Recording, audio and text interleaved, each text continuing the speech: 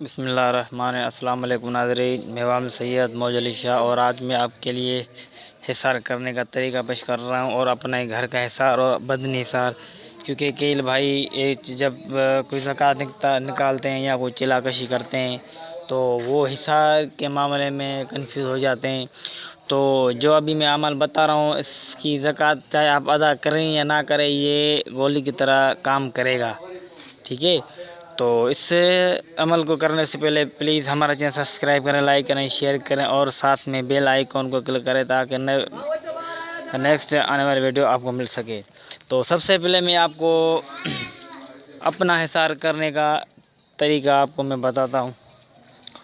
تو آپ کو کرنے کا طریقہ یہ ہے کہ جب آپ صبح نیند سے اٹھیں، کسی کام کے لیے جائیں یا کسی روزگار کرنے کے لیے جائیں، تو سب سے پہلے آپ 11 بار درود شریف پڑھیں، ٹھیک ہے؟ پھر 11 بار نعت علی شریف پڑھیں، نعت علی صغیر۔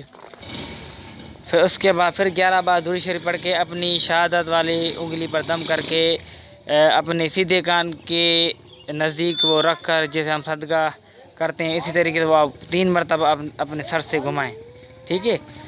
پھر جب اپنے گھر سے اپنا قدم باہر رکھا ہے تو اپنا منہ آسمان کی جانب کر کے اپنا سیدھا ہاتھ اپنے دل پر رکھ کر 70 بار یا فتح یا فتح یا فتح پڑھ کر اپنے دل پر دم کریں۔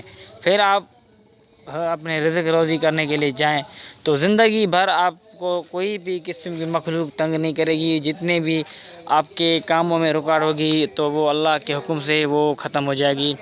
اور دوسرا گھر کا حصار کرنے کا طریقہ یہ ہے کہ جب آپ رات کو سونے کے لیے اپنے بستر پر جائیں تو 5 بار نعت علی شریف پڑھ کر اپنے دونوں ہاتھوں کی ہتھولیوں پر دم کر کے 3 مرتبہ تیزی سے، جتنا ہو سکے زور سے آپ 3 مرتبہ تالی بجائیں۔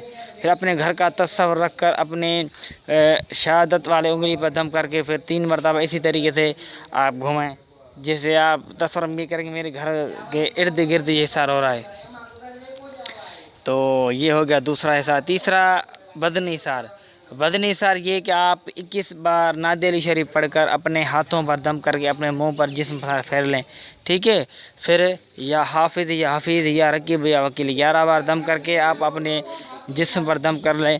آپ کہاں بھی جائیں، کدھر بھی جائیں، آپ کو کچھ بھی نہیں ہوگا، اور جو کوئی چیز یا کوئی شیطانی طاقت آپ کو نقصان پہنچانے کی کوشش کرے گی تو آپ کو جسم سے تھوڑے تھوڑے پسینے آنا شروع ہو جائیں گے۔ اگر سردی ہوگی تو پسینے آ جائیں گے، اگر گرمی ہوگی تو آپ کو تھوڑا ذہن پر وزن ہو جائے گا۔ تو یہ حصار کوئی بات پوچھنی ہو تو واٹس ایپ پر رابطہ کر سکتے ہیں۔ اللہ حافظ۔